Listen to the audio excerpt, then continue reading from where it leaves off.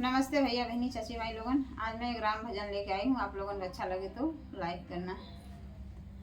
माटी के दहियाई माटी में मिली नेहिया लगा लो श्री राम के चरनिया में। नेहिया लगा लो श्री राम के चरनिया में।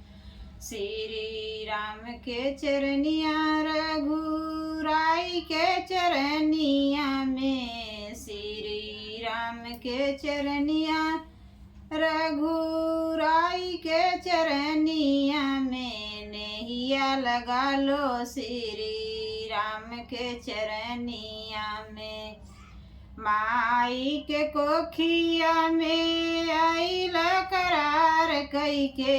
माई के कोखिया में आइल करार कई के।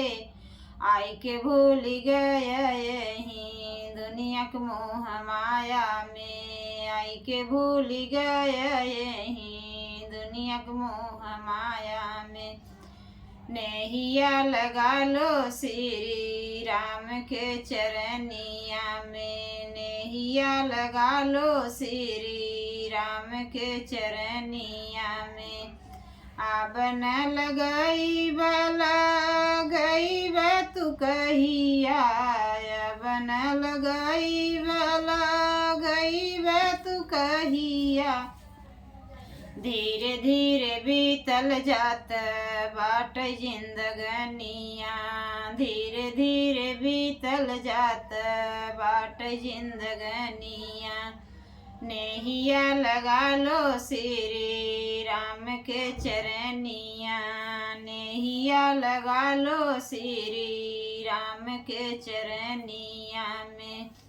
माटी के दहियाई माटी में मिली। माटी के दहियाई माटी में मिली। नेहिया लगा लो श्री राम के चरनिया में। नेहिया लगा लो श्री राम के चरनिया में। श्री राम के चरनिया रघुराई के चरनिया में। श्री राम के चरनिया रघुराई के चरनिया में। नेहिया लगा लो रघुराई के चरनिया में। एक दिन जाई के बाटई सबहिक सन समामा।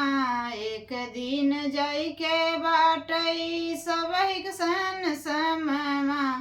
नेहिया लगा लो रघुराई के चरनिया में। नेहिया लगा लो रघुराई के चरनिया में।